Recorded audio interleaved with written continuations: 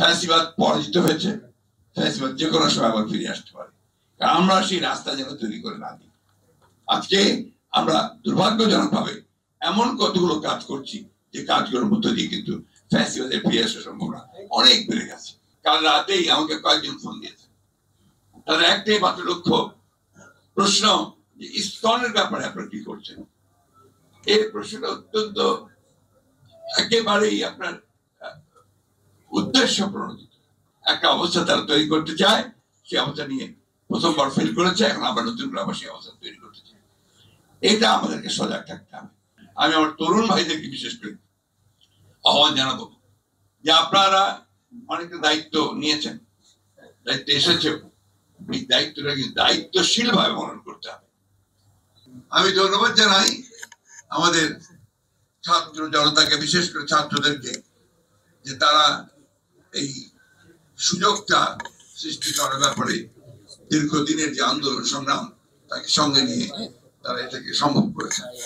এটা নিঃসন্দেহে একটা জটিল কাজ আমাদের দেশের প্রেক্ষিতে।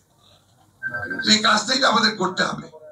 এবং কাজটা করার পেছনে আমাদের সবচেয়ে বেশি যেটা প্রয়োজন, যে যারা আমরা মনে করেছি যে ফ্যাসিবাদের পতন হওয়া দরকার, ফ্যাসিবাদকে সরিয়ে সত্যিকার অর্থেই জনমানুষের জন্য উপযোগী একটি রাষ্ট্র নির্মাণ করা দরকার, সমাজ নির্মাণ করা দরকার, তাদেরকে ঐক্যবদ্ধ হয়ে কাজ করতে হবে।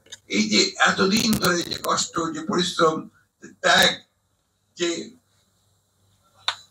আত্মজনের চলে যাওয়া, প্রিয় মানুষগুলোর চলে যাওয়া, সবকিছুকে ছাড়িয়ে কেমন যেন একটা ভয়াবহ একটা অবস্থা তৈরি হচ্ছে। আমার মনে হয় এটা অত্যন্ত পরিকল্পিত ভাবেই এই অবস্থাটা সৃষ্টি করা হচ্ছে। সেটা করছে যে পতিত ফ্যাসিবাদ তাদের অবস্থা তৈরি করছে। আমরা যারা আছি, যারা পক্ষে ছিলাম, লড়াই করেছি, সংগ্রাম করেছি, আমরা কেন এখানে বিভাজন সৃষ্টি করছি? আজকে বিভিন্ন জায়গায় বিভিন্ন কথা শুনে ভয় হয় যে আজকে আমরা এই সময় এখনই এটাকে আমরা পুরো আন্দোলনকে একটা ভিন্ন দিকে নেওয়ার চেষ্টা করছি।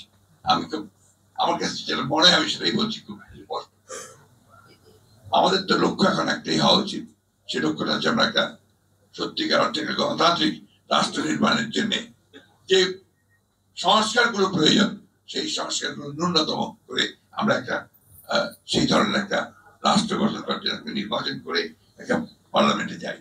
অনেকেই বলছেন যে নির্বাচনই তো আপনার গণতন্ত্র নয়, অবশ্যই নয়, কিন্তু তার জন্য তো আপনাকে একটা প্রক্রিয়া লাগবে। সেই প্রক্রিয়ার মধ্যে দিয়ে আমরা না যাই তাহলে আমরা সেই জায়গায় পৌঁছতে পারবো না।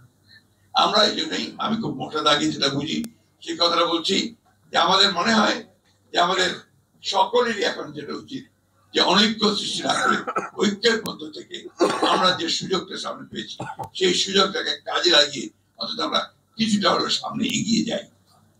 আজকে খুব দুর্ভাগ্য যে 53 বছর হয়ে গেছে, আমরা এখন পর্যন্ত একটা পিসফুল ট্রান্সফার অফ পাওয়ার এটাই আমরা করতে পারিনি। আমরা সবসময় যুদ্ধ করছি, লড়াই করছি, নিজেদেরকে ভাই ভাই রক্ত ঝরাচ্ছি, কিন্তু আমরা ওই পথে যাওয়ার জন্য কেউ সেভাবে চেষ্টা করছি না। ফ্যাসিবাদ পরাজিত হয়েছে, ফ্যাসিবাদ যে কোনো সময় আবার ফিরে আসতে পারে। আমরা সেই রাস্তা যেন তৈরি করে না দিই। আজকে আমরা দুর্ভাগ্যজনক ভাবে এমন কতগুলো কাজ করছি যে কাজগুলোর মধ্য দিয়ে কিন্তু ফ্যাসিবাদের ফিরে আসার সম্ভাবনা অনেক বেড়ে গেছে।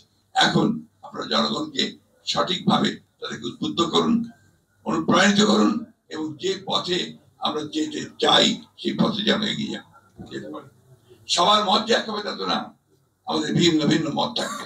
এই সব মতগুলোকে নিয়েই আমাদেরকে একসাথে একটা সেই ধরনের একটা শত ফুল ফুটতে দিতে হবে, সেখানে আমাদেরকে যেতে হবে। যে আমাদের এখন সময় হচ্ছে একসাথে ঐক্যবদ্ধ হয়ে আমাদেরকে সামনের দিকে এগিয়ে যাওয়ার।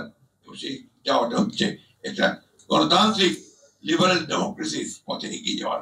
আমি অনেক এখানে আছেন, সব পণ্ডিত মানুষেরা আছেন, তারা অনেক বক্তব্য রেখেছেন। আমি সেই তর্ক বিতর্কে যাওয়ার যোগ্য নই। এইটুকু বুঝি, আমি সেলিম সাহেব যে বললেন যে আপনার যে কথা সেটাই হচ্ছে মূল কথা আর কি, যে তারা কিন্তু মনে করছে যে তারা আপনার হালুয়া টাইট। এই হালুয়া টাইট যেন না হয়, অর্থাৎ সেজন্য একটা আশা আরো দেখতে পায়, সেজন্য অন্তত এইটুকু বলতে পারে, হ্যাঁ আগের চেয়ে আমি একটু ভালো আছি। এটা কিন্তু খুব জরুরি। আজকে সেই জায়গাটায় আমরা যাওয়ার চেষ্টা করব। আমি আমার তরুণ ভাইদেরকে বিশেষ করে আহ্বান জানাবো যে আপনারা অনেকটা দায়িত্ব নিয়েছেন, দায়িত্ব এসেছে, এই দায়িত্বটাকে দায়িত্বশীল ভাবে পালন করতে হবে এবং গোটা জাতিকে সামনে রেখে পালন করতে হবে। আমরা এমন কিছু করব না, এমন কোন হঠকারিতা করব না যে হঠকারিতার মধ্যে দিয়ে আমরা আবার অন্ধকারের মধ্যে চলে যাব। আজকে যখন আমার ভারতবর্ষের মিডিয়ার বিষয়গুলো দেখতে পাই, কাল রাতেই আমাকে কয়েকজন ফোন দিয়েছে, তাদের একটাই মাত্র লক্ষ্য, প্রশ্ন যে ইসকনের ব্যাপারে আপনারা কি করছেন। এই প্রশ্নটা অত্যন্ত একেবারেই আপনার উদ্দেশ্য প্রণোদিত একটা অবস্থা তারা তৈরি করতে চায়। সেই অবস্থা নিয়ে প্রথমবার ফেল করেছে, এখন আবার নতুন করে আবার সেই অবস্থা তৈরি করতে চায়। এটা আমাদেরকে সজাগ থাকতে হবে। আর আমরা সেখানে কোনো মতেই যেন আবার সেখানে আরো একটা বিভাজন সৃষ্টি না করি। এখন যেটা এই মুহূর্তে যেটা প্রয়োজন, সবাইকে শান্ত থেকে বিষয়গুলোকে অনুধাবন করে আমাদের ধীরে ধীরে এগিয়ে যাওয়া এবং সবাইকে সঙ্গে নিয়ে সামনের দিকে আগানো। এছাড়া কোনো পথ আছে বলে আমি অন্তত মনে করি না। মেবি আই এম রং, কিন্তু এটাই হচ্ছে আমার একমাত্র চিন্তা যে আমাদের অনলি থিং আমাদের পক্ষে এখন সম্ভব। আসুন আমরা সবাই একটা লক্ষ্যেই এগিয়ে যাই, সেটা আমরা একটা গণতান্ত্রিক সমাজ, গণতান্ত্রিক রাষ্ট্র আমরা নির্মাণ করি।